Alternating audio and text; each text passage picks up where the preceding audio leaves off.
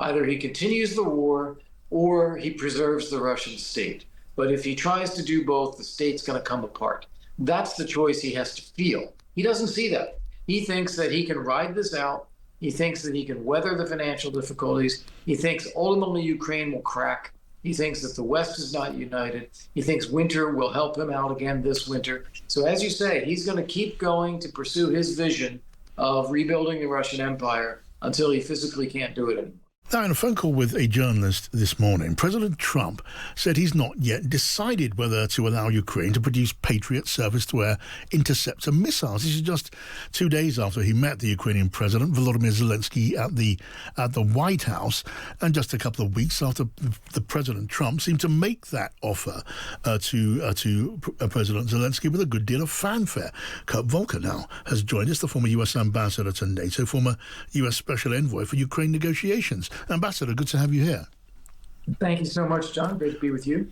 Ambassador, we don't expect consistency from President Trump. I guess that now goes without saying. But telling the leader of Ukraine that his country will be given licenses to produce Patriot missiles at the beginning of July, and then saying that may not happen, that's beyond what we've come to consider normal, surely.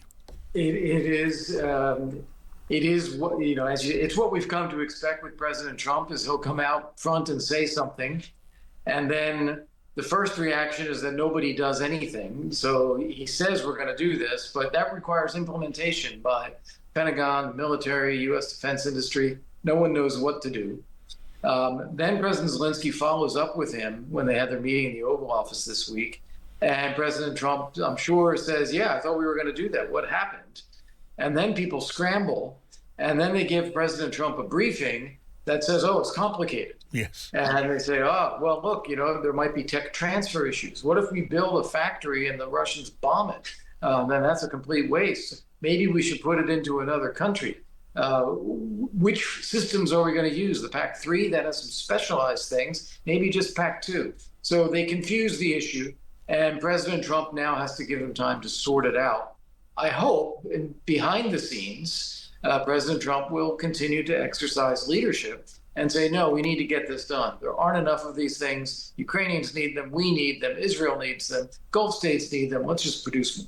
Yeah, and I do understand at the best of times, transferring license for an advanced missile like the Patriot missile, that is a tortuous business, layers upon layers of licensing and regulation that have to be waded through. But it's not unreasonable to expect after the president pronounces that is going to happen, that something should be done.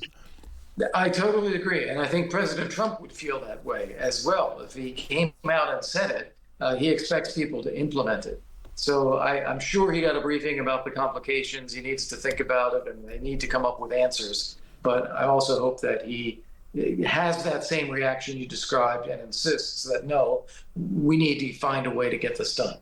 What are your thoughts on the progress of the war in Ukraine, Ambassador? Because I know you follow these things closely. It has been fascinating to watch in recent days and recent weeks the way Ukraine's a broad spectrum attack on Russia, on its economic targets, on infrastructure targets, as well as, of course, the continuing action on the front line, does seem to be wearing away at the states of Russia, causing economic problems, and that leading to, according to reports that we see, increased pressure inside Russia concerning the course of this war. Yes, absolutely agree. That is what we're seeing. Ukraine has managed to develop its indigenous long-range strike capability. That is having a direct impact on Russia's oil refining capacity. So there are gasoline shortages in a lot of places. It's having an ability on Russia's export capacity. That's creating financial problems for the Kremlin and its ability to pay for the war. The mood in the country has changed a lot because they can see it's not going very well. It is having an inflationary impact. It's having a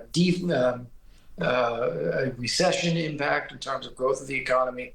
Nobody wants to join the military anymore, so numbers are not good in terms of replacing those who are being lost on the battlefield.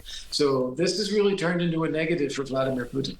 I was reading some interesting analysis just this morning, Ambassador, that President Putin's popularity rating among the Russian people, it was at something like 66%, but that was an official rating. And one has to allow for a certain amount of inflation there. And it was suggested that would be twice the real value of his popularity. So the idea of the war is having its effect, may well be having its effect among ordinary Russians as well.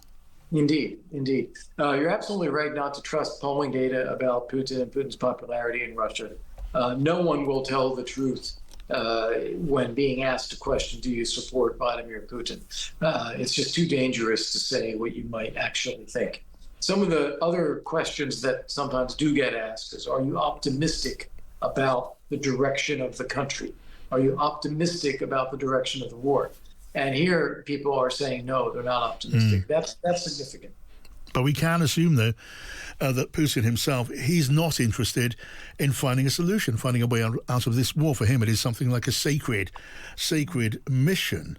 And even though the state around him may be creaking and feeling the pressure of all of this, likewise the Russian economy, likewise the Russian people, he will remain fixed on this as the pressure builds and builds. That's right. That's right. As we said before, I think we've had the same conversation. Putin needs to see that he's going to face a choice. Either he continues the war or he preserves the Russian state. But if he tries to do both, the state's going to come apart. That's the choice he has to feel. He doesn't see that. He thinks that he can ride this out. He thinks that he can weather the financial difficulties. He thinks ultimately Ukraine will crack. He thinks that the West is not united. He thinks winter will help him out again this winter. So as you say, he's going to keep going to pursue his vision of rebuilding the Russian Empire until he physically can't do it anymore. All right. Ambassador Kurt Volker, really good to talk to you as always. Yeah, pleasure, John. Thank you.